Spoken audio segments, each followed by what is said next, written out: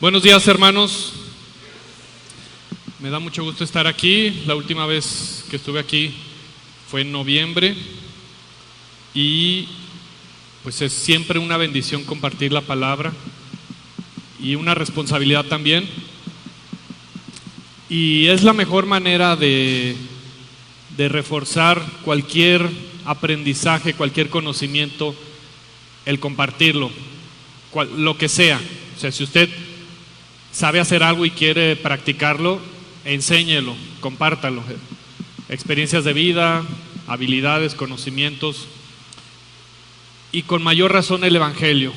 Es la mejor manera de que nosotros mismos estemos recordando, reforzando el Evangelio para hacerlo nuestro cada vez más. Como dice nuestro amigo Memo, que creo que lo cita de alguien más, pero yo se lo escuché a él: hay que compartirnos el Evangelio todos los días. Sí lo citas de alguien más, ¿verdad? Muy bien, vamos a orar. Déjenme checar si... Ahí está, ya aprendí esto. Vamos a orar. Dios, gracias porque nos permites tener la libertad de conocerte, de estudiar tu palabra, de reunirnos. Pero sobre todo, gracias porque tú eres el que siempre da el primer paso. Tu misericordia, tu gracia está ahí, tu fidelidad, Dios. Si fuera por nosotros, ya ni siquiera estaríamos vivos, estaríamos totalmente alejados de ti. No tenemos la cara, jamás hemos tenido la cara para mirarte, pero es por tu misericordia. Gracias, Dios, por la iglesia, desde que tú la fundaste, que ha sido testimonio, que ha sido ayuda. Gracias por la iglesia primitiva y nuestros hermanos que nos antecedieron, que han sido ejemplo de fe, de amor. Y también gracias por la iglesia local, por las personas que hemos conocido, nuestros amigos, nuestros hermanos que nos han alentado, que nos han apoyado. Ayúdanos a tener esta unidad, esta fe y esta urgencia de orar y estar al pendiente los unos de los otros. Te pido que me uses para exponer tu palabra, que mi persona no sea ningún estorbo, para que tu palabra sea expuesta y llegue a mis hermanos y que lo pongamos por obra. Pedimos esto en el nombre de Jesús. Amén. Muy bien, hermanos, vamos a hablar, como ya sabes, seguimos en Hechos y vamos a empezar el capítulo 12 de Hechos. Hechos 12 del 1 al 19. Yo titulé esta exposición en algo que vamos a ver al final: fe suficiente para estar de rodillas. Vamos a ponernos en contexto. Si recuerda, en el capítulo pasado y en lo que nos compartieron nuestros hermanos anteriormente, la iglesia de Antioquía, que estaban creyendo gentiles, y en la iglesia de Jerusalén tenían duda y decían, pues será cierto, si será válido, tendrán que circuncidarse. Había ahí como una pequeña diferencia, como que les hacían el feo. Pero aquí, al llegar a este pasaje, Dios había usado las dificultades sociales, había usado una hambruna, si recuerda fue profetizada, y entonces la iglesia de Antioquía envía ayuda a la iglesia de Jerusalén. Dios usa las circunstancias para también hermanar a su iglesia. Estas dos zonas, Antioquía y Jerusalén, que tenían sus diferencias, pero Dios ha usado y sigue usando cualquier circunstancia para su obra. Y en este contexto es donde se desarrolla esto, aunque aquí hay un paréntesis de la historia que se viene contando de Pablo, Vamos a leer en el versículo 1 del capítulo 12.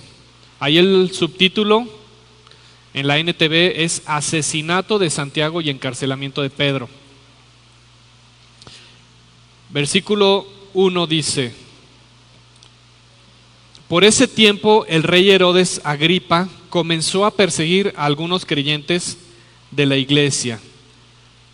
Mandó matar a espada al apóstol Santiago, que era el hermano de Juan. Bueno, aquí menciona dos personajes. Vamos a ver quiénes eran estos personajes. Primero, ¿quién era Herodes? Hay muchos Herodes en la Biblia. ¿Ha escuchado usted muchos Herodes? Y sí son muchos, mínimo 4.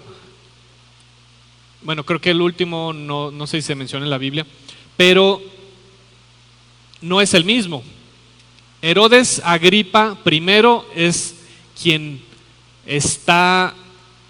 manda matar a Jacobo. ¿Quién es él? Pues era nieto de Herodes el Grande, quien mandó matar a los bebés cuando iban a ser, ¿quién? Jesús, así es. Y era sobrino de Herodes Antipas, quien mandó matar a Juan el Bautista, y pues por consiguiente primo de Salomé, sobrino de Herodías. Salomé es la que le pidió, por consejo de su mamá, la cabeza de Juan el Bautista en un plato. Venía de una familia opuesta a Dios, una línea que sabemos desde el Antiguo Testamento que hay maldiciones y bendiciones generacionales, espiritualmente y también por la misma enseñanza, por lo que usted ve, aprende de sus antecesores o lo que usted enseña. Ahorita creo que es importante entender esto, reforzarlo ahorita en el marco de la escuela para padres que se está dando. Hoy es la última sesión, ¿verdad? Para los hombres que van a venir. Pues lo que a nosotros hagamos no termina con nosotros. Se puede extender hasta nuestros hijos y los hijos de nuestros hijos. Y nosotros a su vez somos en parte resultado de nuestras generaciones pasadas. Herodes Agripa tenía esa línea, había visto ese ejemplo, pero a su vez él también tomaba estas decisiones. Él quería agradar más al pueblo de Israel que hacer lo correcto. De hecho, él había sido ya enjuiciado por Roma, por cuestiones ahí, unas tranzas que había hecho, cosas, malos procederes, tenía antecedentes o un poco de sangre judía, aunque no era 100% judío. Entonces quería agradar al pueblo y a costa de lo que fuera. Él era Herodes. ¿Y quién más nos menciona el pasaje que vimos, los versículos? ¿A quién más? Así es, Santiago o Jacobo, que es la misma persona. ¿Quién era él? Era discípulo de Jesús, uno de los 12 originales. Era hermano de Juan. Juan, el discípulo del amor,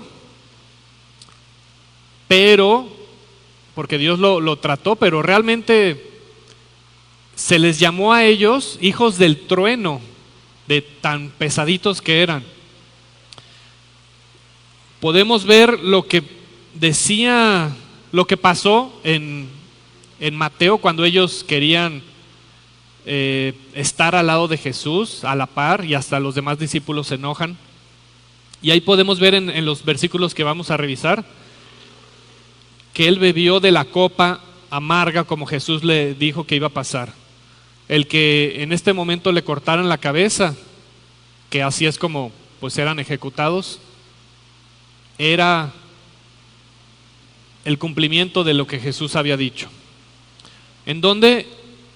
En Mateo, vamos a Mateo 20, 23, del 20 al 23. Entonces la madre de Santiago y Juan, hijos de Zebedeo, se acercó con sus hijos a Jesús, se arrodilló respetuosamente para pedir un favor.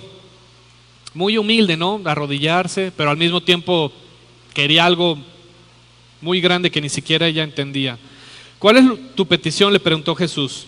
La mujer contestó: te pido por favor que permitas que en tu reino mis dos hijos se sienten en lugares de honor, a tu lado uno a tu derecha y el otro a tu izquierda. Jesús respondió: no saben lo que piden. ¿Acaso pueden beber de la copa amarga de sufrimiento que yo estoy a punto de beber? Claro que sí, contestaron ellos, podemos. Ellos mismos se pusieron en esa posición. Jesús les dijo: es cierto, beberán de mi copa amarga, pero no me corresponde a mí decir quién se sentará a mi derecha o a mi izquierda. Mi Padre preparó esos lugares para quienes Él ha escogido. Entonces, aquí está el cumplimiento de la copa amarga que vivió Santiago. Vamos a continuar en el versículo 3, ya después de haber ejecutado a Santiago. Cuando Herodes vio esto, le agradó al pueblo judío. También, cuando Herodes vio cuánto esto le agradó al pueblo judío, también arrestó a Pedro. Eso sucedió durante la celebración de la Pascua. Pedro, que era de los líderes más importantes, más reconocidos de la iglesia primitiva, dijo: pues me voy con el cabecilla. Si le gustó a los judíos que le diera cuello a uno, pues me voy por el más famoso. Y lo hizo durante la Pascua. ¿Y por qué no lo mató luego? Bueno, precisamente en los días, en la fiesta de los panes sin levadura, no estaba bien visto, no se debía hacer juicios, que de todos modos al pueblo romano le valió, porque fue en esas fechas en que mataron y crucificaron a nuestro Señor. Pero también Herodes no lo hizo seguramente porque la gente no le iba a hacer mucho caso. Él quería que la gente viera cómo también le daba cuello a Pedro, porque le había gustado que mataran a Jacobo. Entonces lo encerró, ¿sí? En el versículo 4, después lo metió en la cárcel y lo puso bajo vigilancia de 4 escuadrones de 4 soldados cada uno. ¿Quién se sabe la tabla del 4? ¿Cuántos fueron? 16. ¿Por qué 16 para nada más un pobre pescador? Porque ya habían visto la mano de Dios, y seguramente como cuando Jesús fue sepultado, dijeron: no.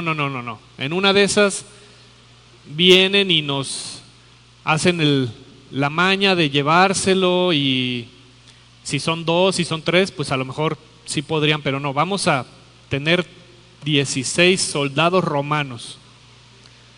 No era cualquier cosa. Entonces puso a los 16 hombres.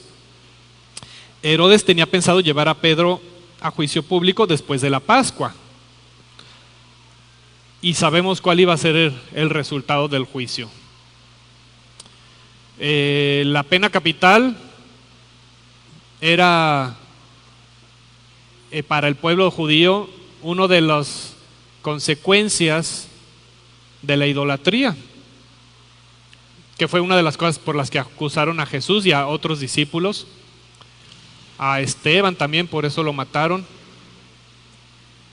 Y seguro de eso iban a acusar a Pedro y lo iban a matar. Pero bueno, como ya vimos en el subtítulo y como tal vez ya conocen la historia, no lo mataron. Vamos a ver qué estaba pasando. Pero mientras Pedro estaba en la cárcel, la iglesia oraba fervientemente por él. Aquí la palabra fervientemente es ektenes, que del griego, que significa intención, deseo, concentración, ferviente, cesar, y aquí se entiende que es sin cesar, intensamente, ansiosamente.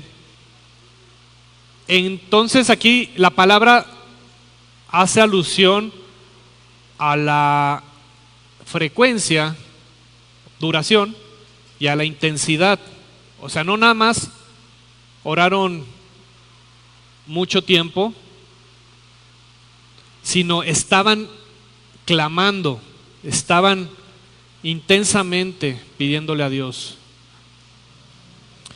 Un ejemplo de esta palabra la podemos ver en 1 de Pedro 4:5, también es la misma palabra ektenes, que habla de cómo nos amemos.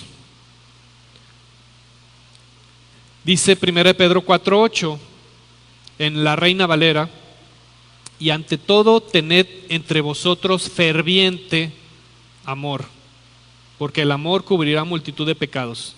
Es la misma palabra, que nos amemos no nada más mucho, con intensidad, sino de manera constante, permanente, continua.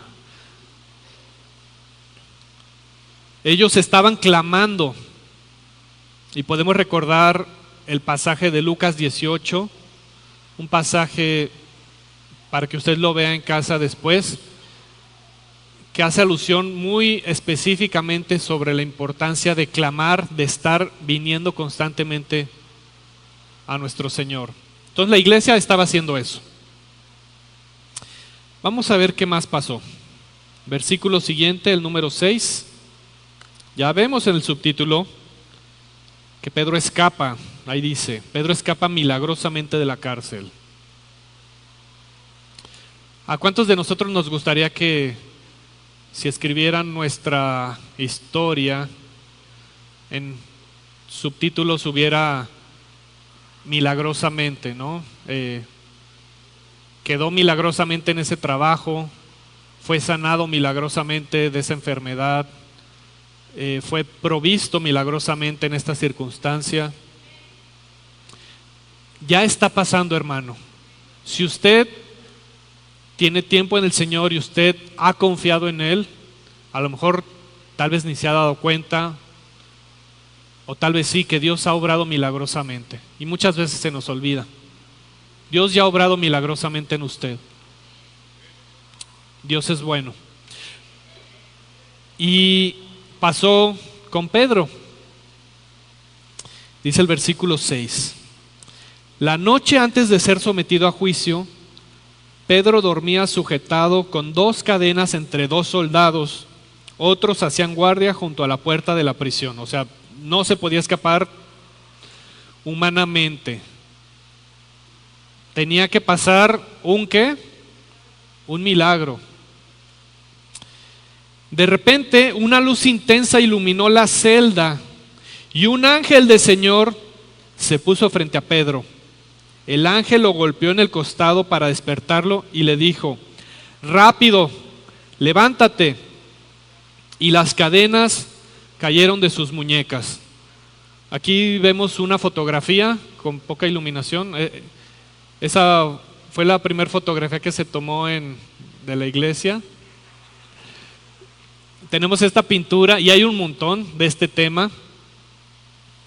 Vemos aquí, bueno, de hecho aquí faltan los soldados, nada más vemos a Pedro, pero estaba encadenado y pegado a él estaban 2 soldados y había más en la puerta siguiente y más afuera.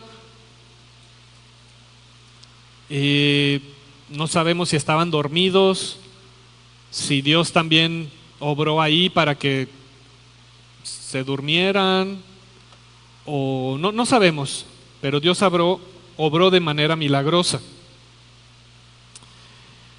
Pedro ¿Cómo estaba Pedro antes de que llegara el ángel? ¿Qué estaba haciendo? Estaba dormido. En la víspera de su ejecución. ¿Se imagina? ¿Quién no ha podido dormir por cualquier cosa? Un pendiente, un examen, porque tiene problemas en familiares. Pero ¿quién de aquí no ha podido dormir porque lo van a ejecutar? ¿A quién de aquí le han dicho, ya ha estado así en el pabellón de los ejecutados? Gracias a Dios nadie. Pero Pedro estaba dormido. No sabemos por qué estaba dormido específicamente. Podía ser que él estaba confiando en lo que Jesús le dijo en Juan 21:18, donde dice Jesús: te digo la verdad, cuando eras joven podías hacer lo que querías, te vestías tú mismo e ibas a donde querías ir. Sin embargo, cuando seas, o sea, no le está diciendo si vas a ser viejo, cuando seas viejo, extenderás los brazos y otros te vestirán y te llevarán a donde no quieras ir. Y en otras traducciones, por ejemplo en la Biblia de Jerusalén, aquí está diciendo te apresarán, o sea, te vestirán y te llevarán, está traducido como te detendrán o te llevarán cuando seas viejo. No sabemos si Pedro tenía esto en mente, y por eso estaba durmiendo, así como, pues que al cabo voy a ser viejito y ya cuando eso pase, ya sé que ahí me van a matar. Todavía no. No lo sabemos, pero lo que sí podemos entender es que Pedro estaba confiado en Dios. Él estaba seguro diciendo, y si vivo, para Dios vivo, y si muero, para Dios muero. Sea que vivamos o que muramos, del Señor somos. Otra vez lo voy a decir, a ver, creo que alguien escuchó las palabras, pero a ver quiénes más lo escuchan. Sea que vivamos o que muramos, del Señor somos. Que ese amén sea una convicción, hermano. Pidámosle a Dios que eso sea una convicción más que una palabra bonita. Pedro estaba convencido y por eso estaba dormido.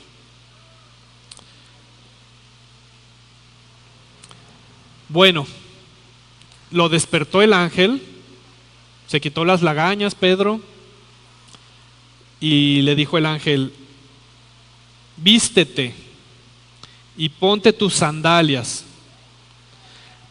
Pedro lo hizo y el ángel le ordenó: ahora ponte tu abrigo o tu manto y sígueme. Así que Pedro salió de la celda y siguió al ángel, pero todo el tiempo pensaba que era una visión. No se daba cuenta de que en verdad eso estaba sucediendo. Vamos a ver los versículos siguientes y ahorita regresamos a hablar de lo que estaba pasando aquí. Versículo 10. Pasaron el primer puesto de guardia. Pedro todavía pensaba que era una visión. Y luego el segundo puesto de guardia, además de que ya había pasado a los soldados que tenía al lado, y llegaron a la puerta de hierro que lleva a la ciudad. Y esa puerta se abrió por sí sola y empezaron a caminar por la calle, y de pronto el ángel lo dejó. Finalmente Pedro volvió en sí y dijo: de veras es cierto, el Señor envió a su ángel y me salvó de Herodes y de lo que los líderes judíos tenían pensado hacerme. Entonces, todavía en todo hasta que el ángel se fue, Pedro pensaba que era una visión. Hasta o sea, se abrió la puerta, imagínense, no sé, como las puertas del súper o las puertas que funcionan, no sé cómo se llaman, pero que se oyen pep y que se abren, que uno le oprime un botoncito. Me imagino que así se ha de haber abierto. Pedro todavía pensaba que era una visión, y hasta que se fue el ángel, él entendió que no era una visión. Volvió en sí, recapacitó, entendió. Entonces Pedro pensó que tenía otra visión. Pues es lógico que pudiera pensar que tuviera una visión, porque mínimo sabemos que había tenido otra. ¿Se acuerdan? A ver, ¿cuál visión había tenido? La del lienzo, muy bien. ¿Se acuerda? Que lo vimos capítulos antes, que vio que un lienzo descendió.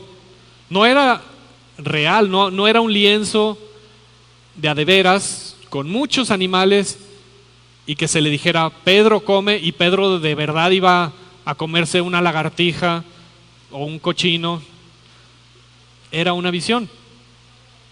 Entonces, pues Pedro pudo haber dicho, pues, otra vez, una visión, pero obedeció. Y aquí es importante entender algo, o sea, realmente no estaba pasando. Pedro en su mente no creía que estaba sucediendo eso. ¿Qué hubiera pasado si conscientemente hubiera dicho, bueno, pues es un sueño, o sea, no lo hago? ¿Qué creen que hubiera pasado? No sabemos, no hubiera sido liberado tal vez.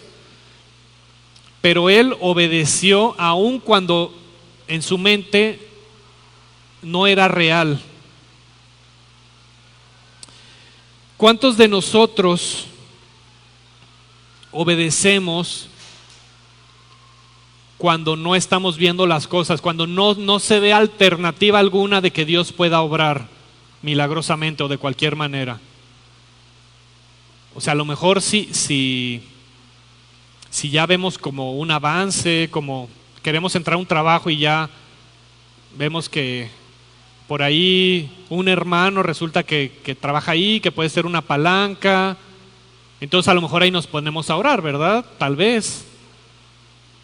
O venimos, o sea, vemos como que hay una posibilidad y decimos, ay, puede ser que me den ese trabajo porque hay una palanca, entonces voy a orar.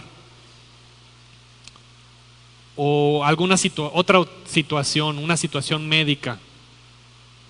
Pero ¿cuántos oramos, cuántos obedecemos, cuántos amamos, seguimos amando a nuestro prójimo y a Dios, cuando ninguna señal y en nuestra mente no hay nada que haga parecer que va a pasar lo que esperamos? Entonces, ¿qué hubiera pasado si Pedro no hubiera obedecido? ¿Cuántos de nosotros no hemos obedecido cuando vemos, más bien cuando no vemos alguna evidencia, algún indicio de que las cosas pueden ir como queremos? Y más bien lo opuesto. Ay, pues no se ve nada, mira, las cosas están así, Dios, los hermanos de la iglesia me hicieron el feo, mi esposa, mi esposo, en mi trabajo, mi jefe, mi salud. Ay, tenemos aquí una enseñanza de Pedro. Continuamos con el versículo 12. Entonces Pedro ya estaba afuera. Dice el versículo 12, cuando se dio cuenta de esto, o cuando meditó y recapacitó todo, fue a la casa de María, la madre de Juan Marcos, donde muchos se habían reunido para orar. Seguro él, además estaba modorro, ¿no? Entonces se despabiló, entendió todo y dijo, a ver, que ya estoy afuera, el ángel se fue, ¿qué hago? Entonces dijo, están reunidos allá seguramente. Voy a donde están reunidos, a la casa de Juan Marcos, de la mamá de Juan Marcos. Tocó la puerta Y una sirvienta llamada Rode, o en griego es Rosa, entonces Rosita fue a abrir. Cuando ella reconoció la voz de Pedro, se alegró tanto que en lugar de abrir la puerta, corrió hacia adentro y les dijo a todos: Pedro está a la puerta. Es chusco, ¿no? Como, ¿quién es? Soy yo, Pedro. Rosita, ábreme. Y le cierra y se va. Y Pedro, a lo mejor con las cadenas aquí rotas y así nervioso de que lo fueran a agarrar. Ay, ¿qué pasa con Rosita? Se metió ahí con los demás. ¿Por qué no le abrió? Se quedó ahí y se quedó tocando la puerta. Lo vamos a ver más adelante.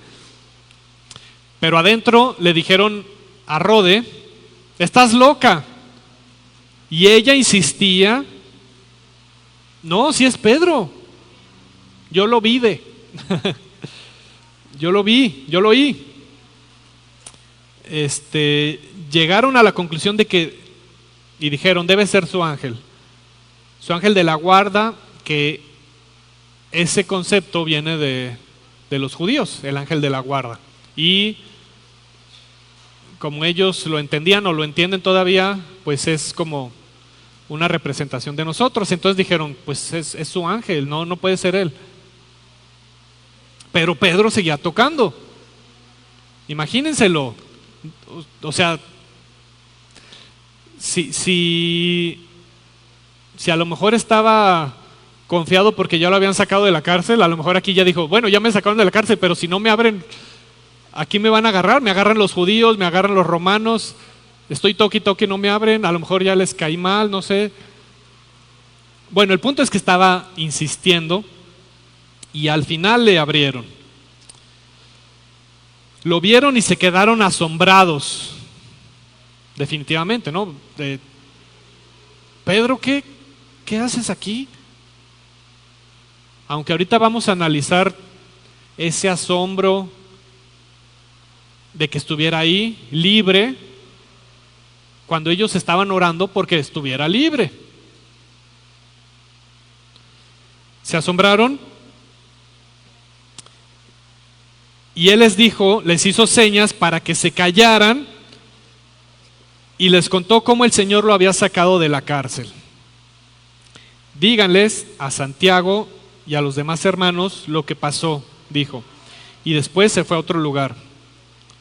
O sea, primero les dijo: a ver, cálmense, están todos haciendo mucho escándalo y van a hacer alboroto, los vecinos se van a dar cuenta, van a hablarle a los romanos y además no me dejan de hablar. Vayan y díganle a Santiago, al otro Santiago, al otro discípulo. Y después se fue a otro lugar, seguramente porque sabía que lo iban a seguir, a perseguir, a buscar bajo las piedras, y seguro a la casa de donde estaban reunidos, de la mamá de Juan Marcos, iba a ser de los primeros lugares que iban a buscar, ¿no? No se tenía que ser Sherlock Holmes para ir a buscar esa casa. Entonces Pedro se fue.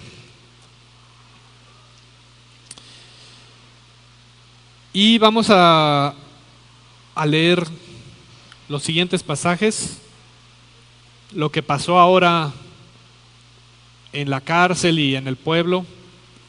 Al amanecer hubo un gran alboroto entre los soldados por lo que había sucedido con Pedro.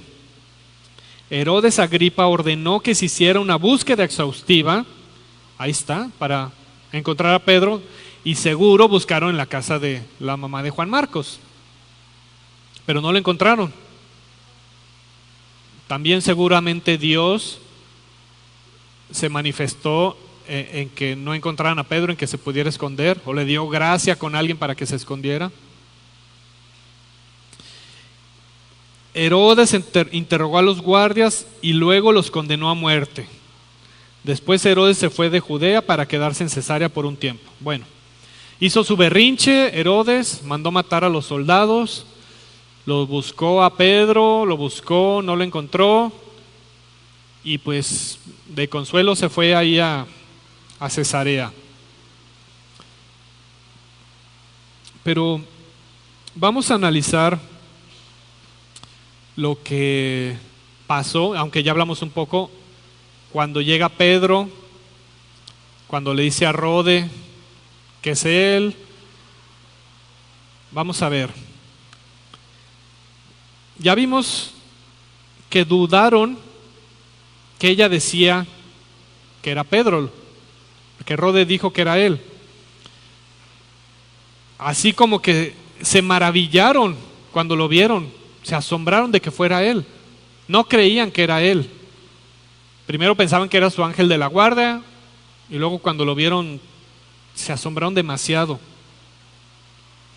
Hay que entender que venían del contexto de que habían orado. Seguramente la Biblia no lo menciona, pero no tendríamos por qué pensar que no fue así, que no hubieran orado por Jacobo. ¿Ustedes creen que ya agarraron a Jacobo y lo van a matar? No, pues ni modo. Pedro, no, por Pedro sí, vamos a orar fervientemente. También oraron por Jacobo. Y no fue salvado de que lo ejecutaran. Entonces ellos venían de ese contexto, pero seguían orando. Rode también insistió. A pesar de que era una sierva, tal vez no la, y además, pues, jovencita, mujer, que haciendo un paréntesis, la Biblia le da un peso importante a las mujeres en un tiempo en el que no lo tenían. ¿Sí? Ya sabemos quiénes fueron las primeras que manifestaron y testificaron la resurrección de Jesús. Y si hubiera sido un invento, quien hubiera inventado esto en ese tiempo definitivamente no hubiera puesto de testigo a las mujeres en ese tiempo. Bueno, Rode, una sierva, una jovencita, insistió en que era Pedro. Podríamos ver, hermanos, y cuestionar a la iglesia de asombrarse que Pedro estuviera ahí frente a ellos, de que no se lo creyeran, de que no creyeran que era un ángel, más bien de que creyeran que era un ángel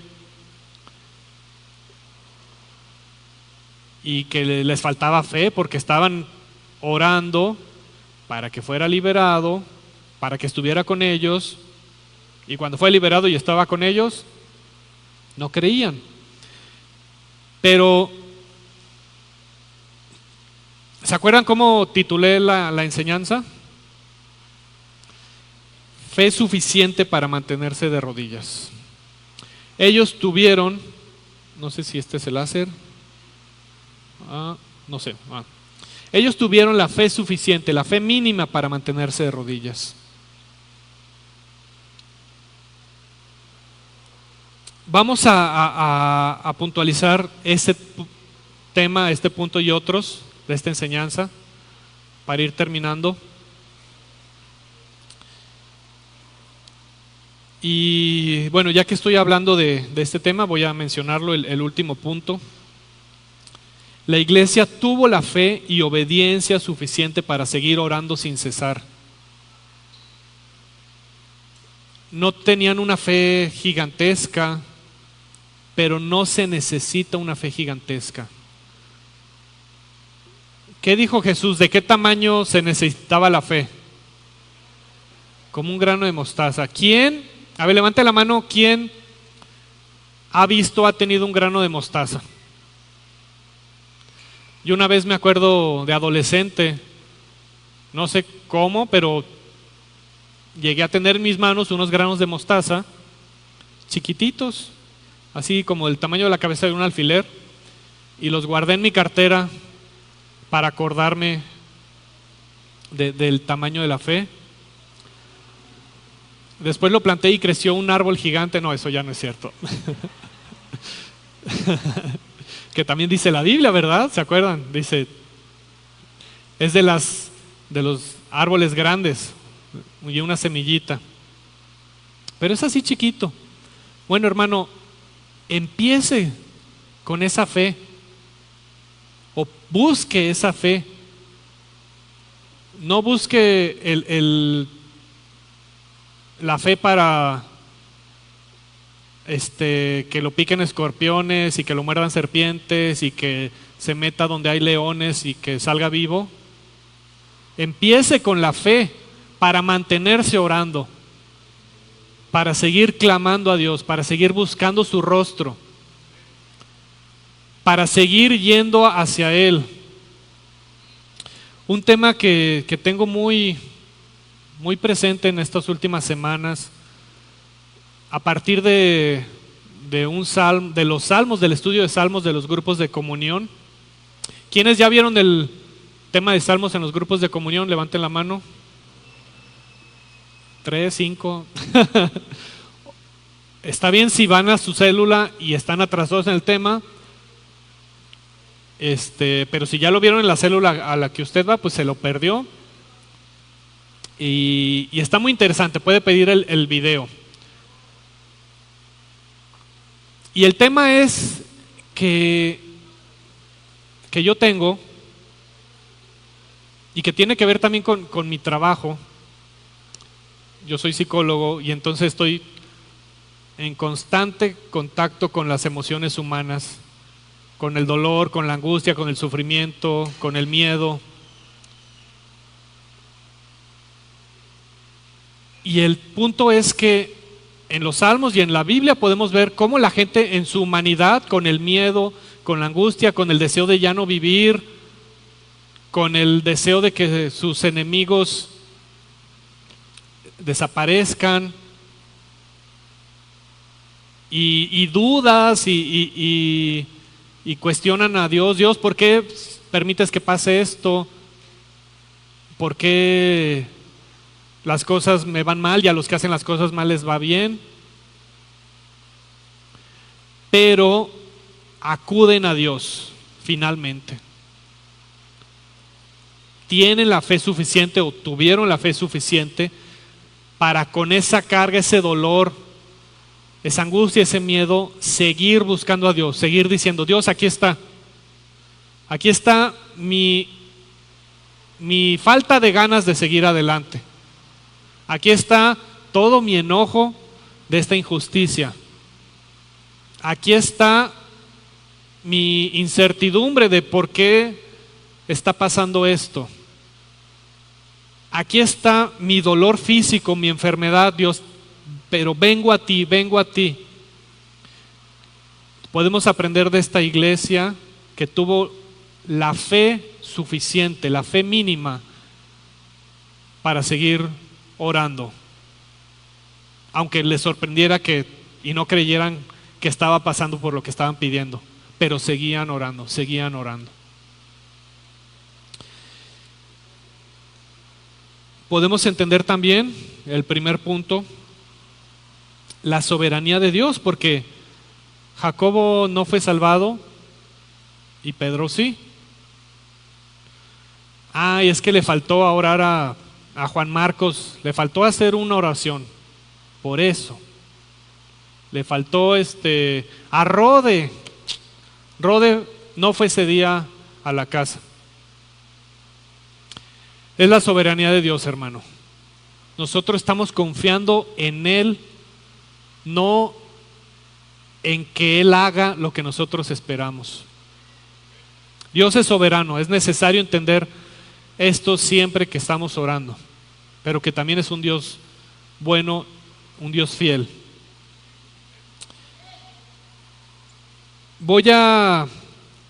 Y hablando de esto que acabo de decir, voy a terminar con una frase para poner en perspectiva también el bien, el mal. O sea, podríamos decir, Dios hizo bien con Pedro porque lo salvó de la cárcel, pero no hizo bien con Jacobo porque lo dejaron que lo decapitaran. Pedro hizo bien con que sanara a esta persona, pero no con esta otra persona que no sanó. Podemos pensarlo así, pero los caminos de Dios no son nuestros caminos, sus pensamientos no son nuestros pensamientos. Tan alto como está el cielo de la tierra, así está apartada su sabiduría, su entendimiento de nosotros. Y un escritor de Salmos escribió un pensamiento al respecto y dijo: el mal que Dios bendice, o sea, mal a nuestros ojos, que Dios bendice, es nuestro bien. Y el bien no bendecido, mal es. Y todo bien está,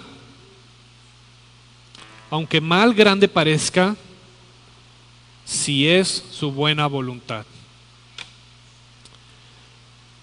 Es un pensamiento bonito, ¿verdad? Pero sobre todo es algo que podemos hacer real, podemos buscar a Dios para que esto sea real en nuestras vidas. Y la paz de Jesucristo, que sobrepasa cualquier entendimiento, morará en nosotros, independientemente de las circunstancias. Podremos estar dormidos como Pedro en la víspera de su ejecución. Entonces, hermanos, busquemos, permanezcamos en esa fe mínima, suficiente para seguir clamando. Vamos a orar. Gracias, Dios, porque no depende de nosotros, porque es tu fidelidad, es tu misericordia la que nos mantiene. Te pido, Dios, que nos des esa fe mínima, por favor, para seguirte buscando, para seguir viniendo con nuestras cargas, con nuestro dolor, con nuestras decepciones, con nuestra incertidumbre, enfermedad, necesidad. El que no creamos que tal vez hagas un milagro, pero que tengamos la fe, primero la fe del grano de mostaza que nos mantenga pegados a ti. Esa fe de Job, por ejemplo, que no entendía, no veía lo que estaba pasando, pero seguía esperando en ti. Esa fe de estos hermanos que seguían orando, a pesar de que habían visto que habían matado a uno de ellos. No nos dejes, Dios, no nos dejes que nos decepcionemos o que nuestro orgullo nos impida buscarte, que pensemos que no te necesitamos en alguna circunstancia. Te pido por cada uno de mis hermanos, los que están aquí presentes y los que nos ven en línea, que tú mantengas en nosotros el deseo de buscarte, de seguir pidiendo y esperando en ti, de seguirte dando nuestras cargas, de seguir teniendo esa fe y de que nos des esa fe como un grano de mostaza. Gracias por tu palabra y nos ponemos en tus manos en el nombre de Jesús.